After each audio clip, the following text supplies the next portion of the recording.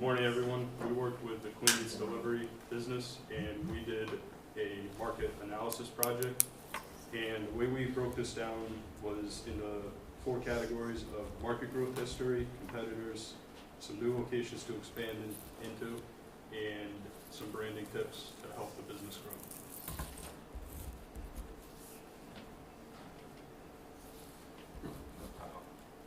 Please, Alright, so the part that I researched for this was the market growth history. Based off the industry research that I conducted, the industries benefit from a growing number of overweight individuals, but there's a projected decline in growth due to the competition of individuals, like do-it-yourself weight loss plans, meal planning, and exercise apps, and some points that I researched on the IBIS world. And I categorized this business in weight loss and the healthy eating services. The revenue in the industry is about $4.6 billion, and as I mentioned, from the competition of individuals, there's a expected decline in growth of 4.6%. The employment in the industry accounts for just about 68,000 jobs, and there are about 36,500 businesses. Although there is a decline in the industry itself, the profit is expected to remain stable because some individuals will choose this meal planning service as an alternative to doing it themselves. So we're going to look at the top 3 competitors of Clean Eats: Clean Eats Meal Prep, Clean Eats, and Kettlebell Kitchen. oh, sorry. So the first one is Clean Eats Meal Prep. They're located in New Jersey. They have a pretty good wide variety of meals. Only a few are gluten-free though. They don't focus in on anything besides that. They have a really nice designed website, comparable pricing, and they only do delivery. They don't do any pickup at location. The next one's Clean Eats. They have actually quite a few locations, but they offer pickup only. They don't do any delivery, and they don't offer any gluten-free, sugar-free products, and they focus more on like a calorie count. But they are opening 17 new locations. So they have 32 right now. They started in South Carolina and North Carolina, and they've continued to expand. They're trying to expand northward and somewhat into the southern Florida area. And the final one is Kettlebell Kitchen, which most people probably know about. It's pickup or delivery, both. They have also quite a variety of meals. They offer gluten-free, sugar-free, dairy-free, and paleo, and they offer 2 different meal sizes. So, and I think the large is about 600 calories usually, so that's a pretty decent sized meal. They're usually located in a CrossFit too, which helps because they're already located in the gym, but not always. And it was started back in 2012, and they have about over 100 locations, more towards the Boston area, Connecticut, New York, Philadelphia. So they're pretty well set up, especially on the East Coast here. Alright, so now that we went over competitors, another big part of our project was looking into different locations that we can expand into the Boston area due to the owner of Clean Eats' interest in that area. So after looking over demographics of several different parts of Boston, we came down with 3 different locations we feel would be most fit. The first is Downtown Crossing and Financial District with the area code 02110. The next district is the Park Street District with area code 02116. And the last area is the Prudential Center area with zip code 02119. The reason that these zip codes are so important is because Boston is broken up into so many different areas. Each one has their own demographics, and to research each area specifically, we had to use those as a reference. One way that we were able to pick a lot of these locations was looking at the T-stops. So this is important for Clean Eats being both a delivery and a pickup business. So there's ways that people can either go to retail locations, taking these stops and easy transportation routes, or if we were going to deliver anything, these can also be routes to get them to people's areas and houses. We also took into account a lot of the exposure in these areas, a lot of the foot traffic, and each one kind of has their own benefits, which we'll go over. So to start is the Downtown Crossing Financial District location, which has a population density of 11,628 people per square mile, which is over the state average. And the majority of the residents over here are 25 to 35 and 60 to 65. 60 to 65 isn't much as much important, but I know that a large the target market for the Clean Eats delivery was around in like the 20s to 30 age group. So it's nice to see that the biggest group of people are living, are that age. But some benefits to this area is that it's near multiple transportation stops. These include the Orange Line, Red Line, Silver Line, and Blue Line. So you have several different transportation hubs all going to this one area. There's also a lot of respectable and time-consuming jobs. Being the financial district, you have a lot of insurance firms, investment companies, people with very, very busy lives that can be very attracted to something of not be able to have the time to make their own meals, invest in healthy options, do all that kind of research. And then also just a large amount of foot traffic. There's several businesses where people go shopping, there's food stores, there's several gyms in the area. So having that amount of traffic and just a retail location in that area, people can easily walk by or kind of make it a one-stop shop for all their needs. The next area we'll be going over is Park Street District location with a population density of 37,015 people per square mile, which is very over the state average. So it's nice to have that condensed population in that one area. Ages are 18 to 25 for the most part, so that's right within our ballpark of what we're trying to target. And benefits to this area are also that it's near multiple transportation stops. That includes the Red Line, Green Line, and Silver Line. So you have several different areas all towards one again. It's a young and dense population. There's some colleges in the area. Granted, they're more specific to the next topic that we'll be going over. But there's a lot of young kids over there, a lot of people that we're trying to market, and it's a centralized location. So even if I went back real quick to this T-stop, so Park Street location is going to be right over here. So you see that everything kind of branches over there. So you kind of have a centralized location to deliver or have people pick up all at the same time. And the last location area is the Prudential Center area location. The population density is 17,043 people per square mile, also over state average. Resident ages 20 to 30, right within the ballpark. And benefits to this area is that, again, multiple transportation stops. But the main thing with this one, I'll go back real quick, is that it has the Green Line. The Green Line has the biggest expansion as far as any of these. Orange kind of goes that way, red that way, where you have a lot of colleges over here. You have Boston College, Berkeley College, Suffolk, Boston University. So you have a lot of that young demographic all right over there. And your Prudential Center lands right about here, so it's the perfect branching out point. Go back to the slide. It's a major shopping area. Prudential Center attracts hundreds of people a day.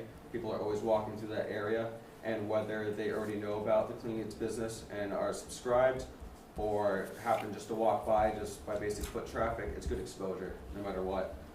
So that kind of goes into large foot traffic exposure, and then also the colleges I had mentioned before. And one last point I'd like to bring up is the way that we kind of found all this information, I think is very useful no matter where you're trying to expand to, whether you're going to Chicago, Denver, New York. And it's just a couple considerations to take into account. Things such as public transportation stops, amount of public traffic and attractions, types of people living in the area, types of jobs and education in the area, and networking possibilities in the area. So we didn't go too much into networking, but that could always be a very beneficial side venture, such as how Kettlebell Kitchen did with CrossFits and things of that sort, working with the local communities, gyms, trying to maybe get into school systems, things of that sort, to have it organically spread throughout those communities. Okay, so for branding and / rebranding, we want to make sure brand awareness is up to par. We want to make sure that when customers go to that website, that they can feel like it is the go-to one-stop wellness shop for every dietary need, like vegan, pescatarian, low carb, etc. We want to make sure that the customers feel educated when they are on the website, like they can trust the program, and feel confident navigating through the website. They don't have like much hassle when they're on there. It has to be professional, obviously, and considering a name change, because we'll go more into that, but as you can see, other companies did have similar names. And this is just a link to go to names that are already trademarked, so it can help just checking up on that. So why a name change? What, number one, brand awareness. You want to make sure you can differentiate yourself from other companies. So as you can see, these two have the same exact color, same exact names, and it's the same kind of thing as Clean Eats. So that doesn't really help differentiate yourself and be unique. So you want to make sure that the logo captures the philosophy of your mission statement and basically stands out and is unique and has a positive outlook to what the customers are looking for. And to, once again, find a list of the trademark names, it's corp.sec.state, mass, etc. And then that's just how you can find it. They're already in the system. So in terms of website layout and photos, as you can see, Kettlebell Kitchen has a more vibrant, better setup when it comes to the photo, and you can see that it's more organized, whereas this one, it's just not as organized, it's more faded with the colors, and that has a lot to do with the professional photography coming into play, and just the different ways that you could take pictures of food and make it look good and enticing to the customers. So suggestions for better photos would be obviously to get a better professional photographer. That would be, the go-to. There's a place called thumbtack.com, and it's kind of like Yelp but for photographers, where you can look on there. They give free estimates and you can see how much it costs. And if you don't want to do that, if you were like on a budget or whatever, there are some tips that you can take from this, which is shoot it in natural light so it doesn't wash out the color. Don't use flash.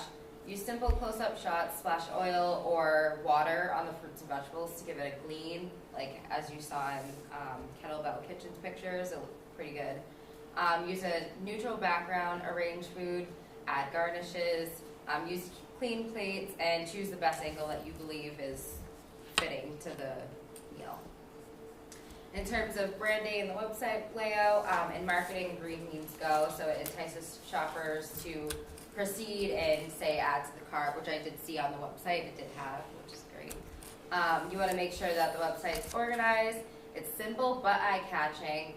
There's not too much white, not too much gray, not too much open space, but at the same time not cluttered. Descriptive words that can make the customer's mouth water. And for example, I noticed on the website it had a lot of options to choose from, but maybe instead of doing that, you could do like a filter by, whereas Kettlebell did a filter by, and maybe you could drop down the menu and see like snacks, ground beef, turkey and pork, etc. Just make it more condensed and less broad, I would say, and stand out more. So in conclusion, brand awareness is imperative. A name logo change may want to be considered to differentiate from the other Clean Eats. Professional photographer from the area and tips for better quality photos would also be considered, and have an organized, eye-catching website layout.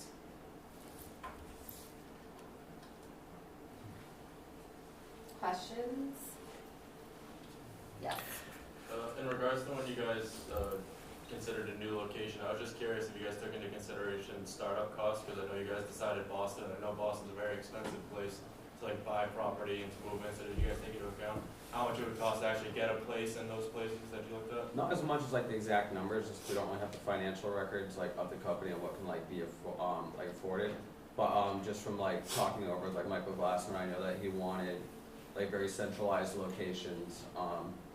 It was definitely more about like strategy and like exposure and how we can actually tap into the market more than the cost, and then kind of, after figuring out, okay, like we could look there are some leasings there, then kind of like do the pricing to the company and like their own kind of financial, what they can handle for that.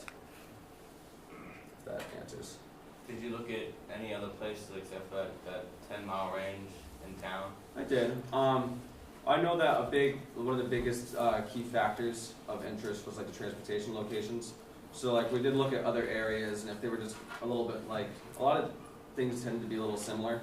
where those ones had the whole package, where you had all the transportations, you know, all leading towards that one area. You had the schools, you had the businesses, so they just seemed to have more bang for their buck in those areas. We did look up different things to compare. Other questions? So you mentioned the mission statement, but you didn't tell us what it was. What was it? You came up in someone's comments about connecting with the mission statement, or, Is that with the? because I wrote it down. I didn't have anything. Sorry. I took something from the website. It's the go-to one-stop wellness shop for every dietary need. Okay, But that's, yeah, so we want to make sure that that's the philosophy behind the website and behind the logo and the brand. right, that's the brand, it's the Yeah. branding consistency, right? Okay. So the checklist you came up with was interesting. But what was the source of it? Did you just make it up? Did you find It other was like sources? all the makeup, and then honestly, from like past projects, for entrepreneurship with Jean Girard, we did like kind of a Mhm. business demographic search.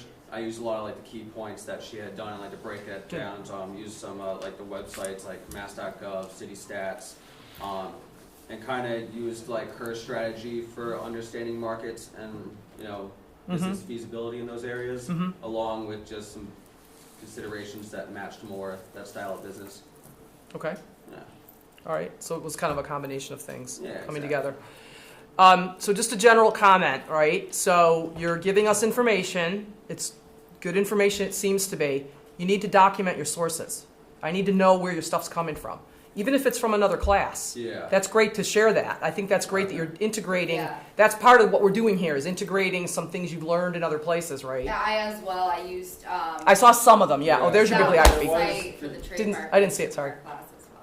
Yeah. The city, like I was saying with the PowerPoint to the Google Docs. Yeah. So the PowerPoint that I submitted had the updated bibliography, which has Okay. mass.gov and has the city stats. Okay, good. All the stuff that I actually use Yep. for like demographical research. Right.